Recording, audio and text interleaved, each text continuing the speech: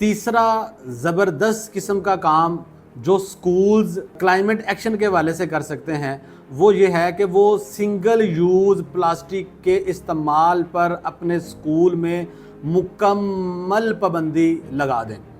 دیکھیں، جو گھروں سے لنچ آتا ہے، جو بچے لے کر آتے ہیں، آپ کے کسی بھی قسم کے وینڈرز ہیں جو جہاں سے آپ سامان پرچیز کرتے ہیں، آپ کے آفس میں، آپ کے کلاس روم میں، آپ کی کینٹین میں، آپ کے سکول میں، کسی بھی قسم کا جو ون ٹائم یوز ہونے والا پلاسٹک ہے اس کے اوپر آپ نے پابندی لگانی ہے۔ ہاں، صرف اور صرف جو ری یوز ہونے والی چیزیں ہیں ان کے استعمال کی آپ نے اجازت دینی ہے، اور اس کے ساتھ ساتھ آپ جتنا بھی آپ کا ویسٹ ہے آپ اس کو مانیٹر کریں کہ اس میں سے ڈرائی ویسٹ کتنا ہے، ویٹ ویسٹ کتنا ہے، اس میں سے جو ریسائیکل ہو سکتا ہے وہ کتنا ہے۔ اس کی ڈسٹ بنز آپ کی علیحدہ ہونی چاہیے، ان کو اس میں سے جو کچھ آپ کا ریسائیکل ہو سکتا ہے وہ چاہے